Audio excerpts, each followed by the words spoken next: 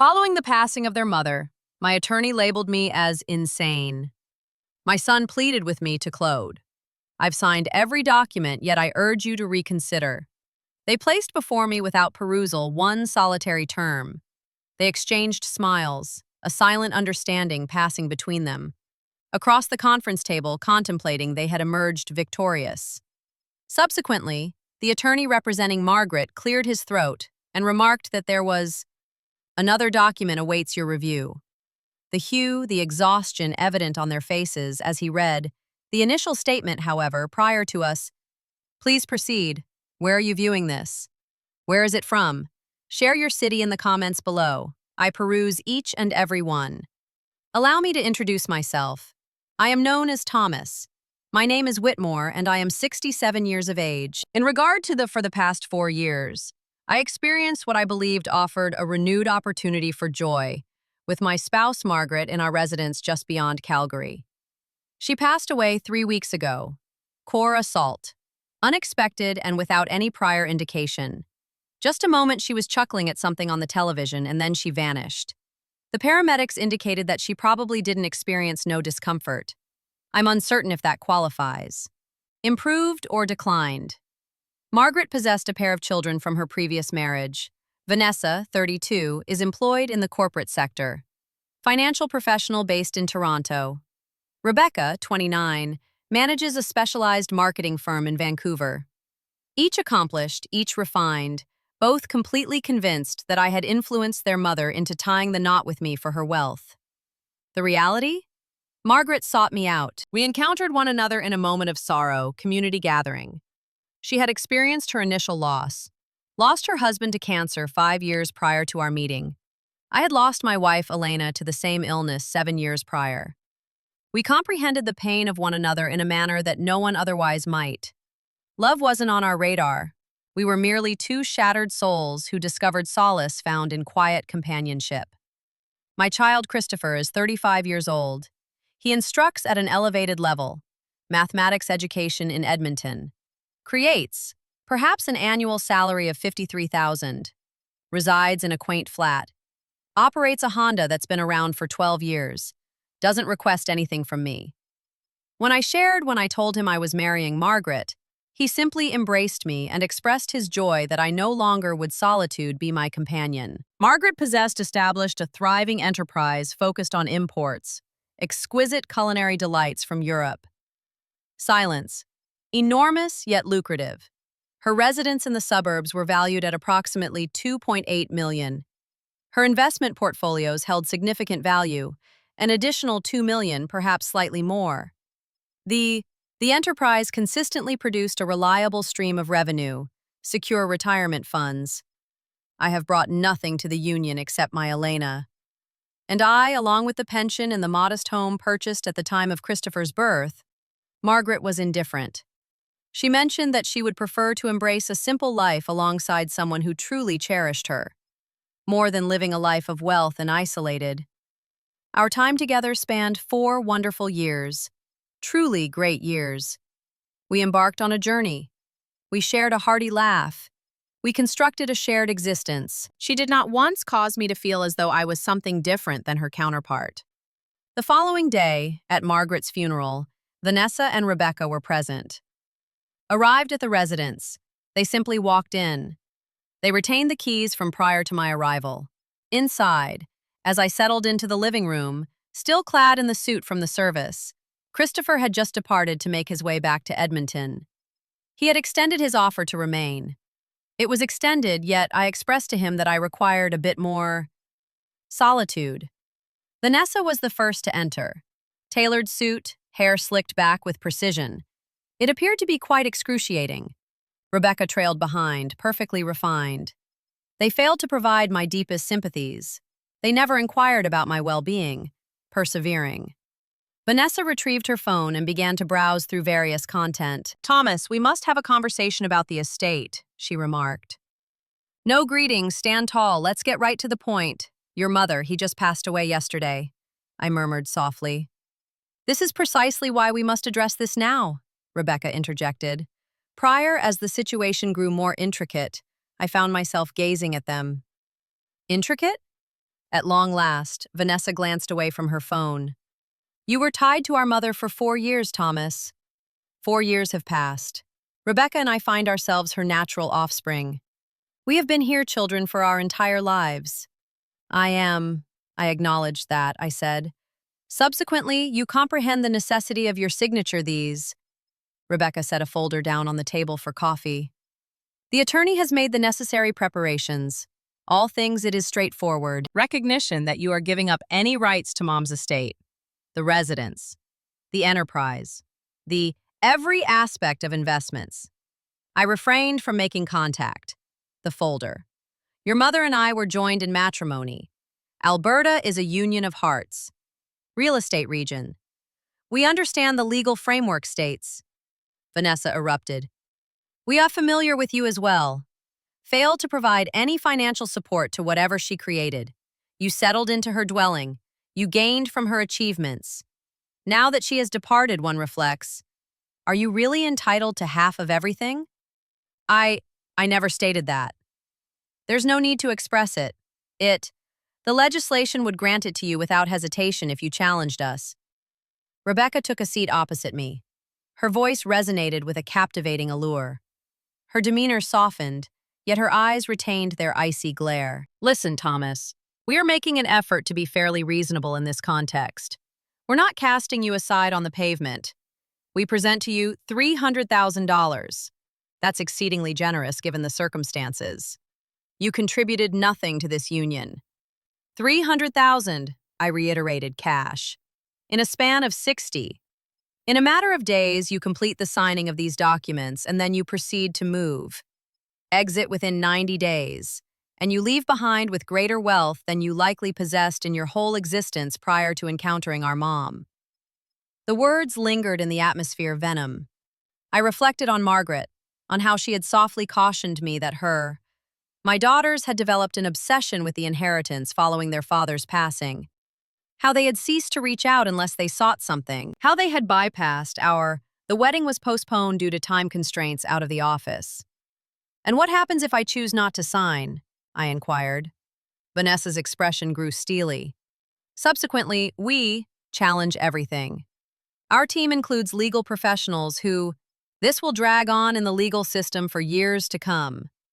We'll contend that you applied excessive impact on our mother, that she was not in a clear state of mind when you married her, that you kept her away from her loved ones. I never excluded Margaret. From anyone. You both hardly came by. That's your word against ours, Rebecca said, uttered with grace. We possess emails and text messages, correspondence, records detailing how the bond with my mother weakened following you entered the picture. I gazed at the daughters of Margaret, these two women. She had shared with me images of them as kids, beaming, engaging in play, brimming with existence. The images eluded my attempts at reconciliation. Amidst the frigid presence of unfamiliar faces surrounding me, the living room is attempting to push me out of all that their mother had created. I must take a moment to ponder this, I remarked. Contemplate quickly, Vanessa remarked, rising to her feet. I will return in 3 days. If you have yet to sign, at that point our proposal decreases to $200,000. Additionally, if you continue to refuse, we will initiate legal proceedings. Proceedings? She lingered at the threshold. And Thomas, please change the locks if you desire. This is the house of our mother. We shall simply obtain a court order. They departed. The folder lingered on the coffee table, a serpent in repose. I reached out to Christopher. That evening, I revealed everything to him. They was filled with rage. Dad, you mustn't allow them to proceed this. Seek legal counsel. Confront them. I am weary, my child. I mentioned that I have just laid to rest my spouse. I lack the strength to engage in conflict, her daughters. Allow me to battle for you. I will seek out legal representation. I will take care of it, all things. Christopher, absolutely not. I thank you for the offer, but I must decline. He remained silent for an extended pause. They have misunderstood you, Father. You're aware of that, aren't you? You created Mom joyful. That holds greater value than everything she possesses. Funds merged. I was unable to articulate beyond the heaviness in my throat. 3 days later, Vanessa and Rebecca made their way back. Identical luxurious garments, equally privileged articulations. I had hardly managed to sleep. Hardly at all. Consumed. The house seemed excessively large and overly void in the absence of Margaret. "Have you created?" "What is your choice?" Vanessa inquired. I gave a slight nod. "I will sign." Rebecca truly smiled. "Wise decision. Honestly, Thomas, this is more beneficial for all. You receive a new begin. We safeguard the legacy our mother created, and no one needs to squander funds on attorneys." "When will we be able to complete this?" I inquired. "On the morrow, 10 m. Our attorney's the office in the heart of downtown. Please ensure you have your identification with you." Vanessa was already making her way to the entrance. "Oh, and begin gathering your things. Our desire is to ensure the house is listed by the end of the month." That evening, I found myself in the study where Margaret had a job in the past. Her interpretation. The glasses remained on the desk. A half-finished crossword puzzle lay beside the pen she cherished most. I grasped the pen, I held it in my hands, examining it closely, recollecting the way she would gnaw on the cap as she pondered. The sound of my phone pierced the silence. Unidentified caller. I nearly chose not to respond. "Greetings, Mr. Whitmore. I am Patricia Hammond. I represented your wife in legal matters." "Greetings, Ms. Hammond. Kindly refer to me as Patricia. I learned of Margaret's passing. I am filled with... I extend my deepest condolences for your loss. She was a extraordinary woman." "Thank you, sir." "Whitmore, I comprehend that your daughters have come to you regarding the property." I stood still, paralyzed by the moment. "What led you to that conclusion?" "Margaret had foreseen it. That is the reason for my call. A meeting is scheduled for you, set for tomorrow at 10 a.m. Is that correct?" "Indeed. To execute documents ceding my rights to the estate." Patricia fell silent for a brief moment. "Sir," "Whitmore, I represent Margaret's estate." Lawyer. "I drafted her will. I am capable. I can guarantee that any documents Vanessa and Rebecca are ready. They do not align with your wife's desires. Could you clarify what you mean?" "What I'm saying is, I must be present at that meeting tomorrow. However, prior to affixing your signature to any document, I must be present. I would appreciate it if we could avoid any disagreements on this. It was precisely what Margaret desired. I do not comprehend. You will be there tomorrow at 10. Could you please provide the address?" I presented her with the details. "Patricia, what's happening?" "Margaret held deep affection for you, Mr. Whitmore. She was also aware of her daughters superior to their expectations of her performance. Only, believe me, attend the meeting, refrain from signing. Nothing shall transpire until my arrival." She ended the call before I had the chance to inquire further. The following morning, I donned my finest suit, the very same I had donned for Margaret's funeral. Christopher had expressed a desire to accompany me. However, I instructed him to remain in Edmonton. It was a matter I had to confront by myself. The law office was situated in a sleek glass structure, 30 stories above the bustling city in the heart of downtown. The receptionist guided me to a conference recorder, though. Space occupied by Vanessa, Rebecca, and a gentleman clad in a luxurious suit stood in anticipation. "Thomas. Excellent. You have arrived punctually." Vanessa motioned toward a chair. "This is Lawrence, Chen, our legal counsel." Chen rose to his feet and shook my hand. Steady hold, discerning gaze. "Mr. Whitmore, I see that you have come to an agreement regarding the settlement terms. I possess everything necessary, documents have been prepared. This ought not to require over 15 minutes. I believed it was necessary to... I insisted on having my own lawyer present." Rebecca's face grew tense. This was not included in our agreement. We did not... We have reached an agreement. An offer was made by you. I mentioned that I would think about it. You mentioned that you would sign, Vanessa commanded with a sharp tone. I mentioned that I would. I have arrived at this meeting, Chen, cleared his throat. Mr. Whitmore, of course, you have the right to legal depiction. Nonetheless, it is important to highlight that postponing this process will only incur additional costs. Every individual deserves greater financial resources. These papers are clear and direct. You're just recognizing that you're signaling your rights of a spouse to the estate in return. The settlement amount stands at $300,000, I stated. Indeed. What am I, precisely? Relinquishing rights to? Chen retrieved a directory. The estate of Mrs. Whitmore encompasses the residence priced at $4,127, Pinewood Crescent, esteemed at about $2.88 million. She. Heritage Imports, a business with valuable assets amounting to approximately $1.4 million. Investment portfolios valued at $2.3 million, and multiple additional accounts presenting the overall value of the estate is estimated at around $6.71 million.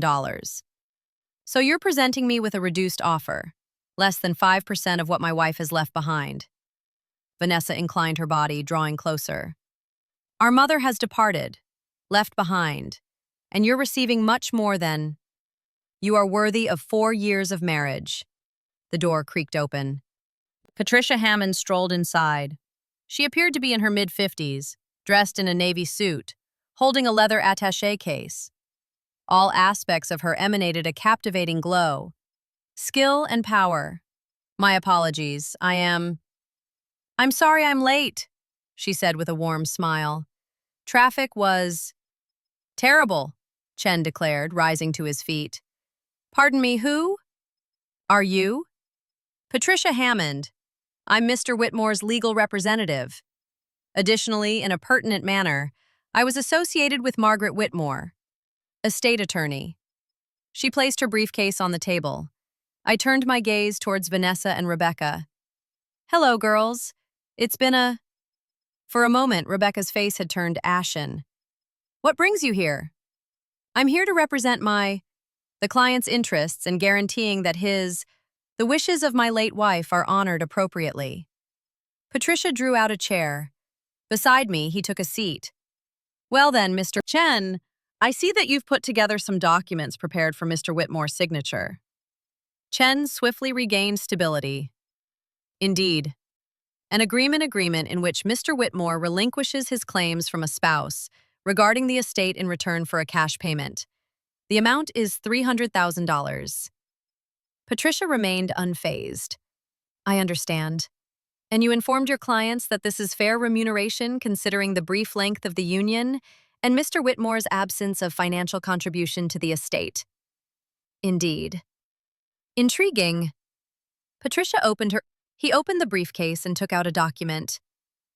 Due to my possession of Margaret Whitmore's final herein executed, the will and testament spans a duration of 8 days prior to her passing.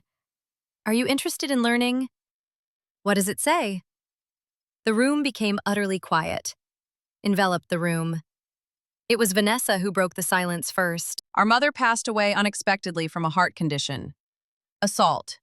She was pressed for time to alter her determination. In contrast, Margaret arrived to my office specifically for the purpose of providing her with an update. 2 weeks prior to her passing, she sensed something. I attempted to convey it to her. She was indulging in a dark mood, yet she remained resolute. Patricia gazed at me, her affection for you evident. Thank you, Thomas. She had a desire to create.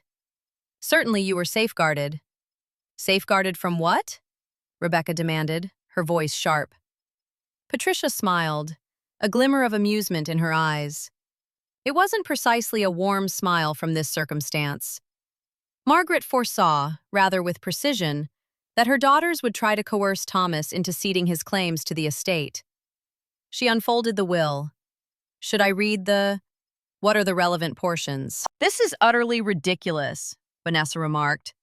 Any document you possess, it cannot override our rights as her own children. You are completely accurate. It does not take precedence. Your rights are clearly defined. With clarity, Patricia commenced her reading. I, Margaret Ann Whitmore, in full possession of her faculties, the mind and body, I do hereby declare this to serve as my final declaration and legacy to my dear husband Thomas Whitmore. I bequeath our residence at 4127 Pinewood Crescent, including all its contents, my portion of heritage imports, along with the whole of my investment portfolios. Rebecca sprang to her feet. That's unthinkable. She wouldn't exclude us entirely. I never claimed she harmed you. Come in and take a seat, Rebecca. Patricia waited until Rebecca gradually descended into her chair. To my daughters, Vanessa, and to Rebecca, I bequeath the sum of $100,000 each to be allocated without delay upon probate. $100,000 each? The sound of Vanessa's voice was trembling. That's all. From a $7 million estate? $6.7 million? Chen adjusted softly. He gazed now, feeling uneasy. Patricia wasn't completed. Nevertheless, there exists a... Let me take a moment to read the conditional clause. Precisely as Margaret penned it. She gazed at Vanessa and Rebecca. If one or the other of my two daughters are trying to compete, this will create pressure on my husband to give up his rights or pursue any legal steps to secure a greater portion of my property within 120 days of my passing. They shall lose their claim to the inheritance completely. In that scenario, their portion will be contributed to the Alberta Cancer Foundation. Silence enveloped the room. One could have it was so quiet in that conference, you could hear a pin drop. In the room, Vanessa finally discovered her voice. This is unbelievable. She wasn't thinking clearly. Thomas played with her mind. Patricia retrieved another document. I possess a psychological assessment from 1 week ago prior to the execution of the will. Margaret participated in cognitive assessment at my endorsement. Flawless rating. She was entirely clear-headed. And prior to your... I have 3 witnesses to the matter. The act of signing, particularly involving a physician. What is the reason? Would she really go through with this? The tone of Rebecca's voice was just a faint murmur, for she understood you. Patricia's voice took on a gentler tone. Margaret shared all the details with me, ladies.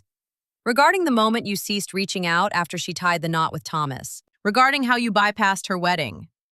About how each the discussions shifted towards your eventual inheritance. She mentioned that you gazed at her. Similar to a retirement fund rather than your mother, that's simply not the case. Vanessa. Protested on a weekly basis, isn't that so? You showed up the day after her at your mother's house funeral, insisting that Thomas relinquish his rights. You never inquired about his well-being. Acting. You showed no compassion. You promptly began to figure out how to enhance your portion of her estate. Rebecca was weeping now. Genuine tears streaming down her meticulously crafted visage.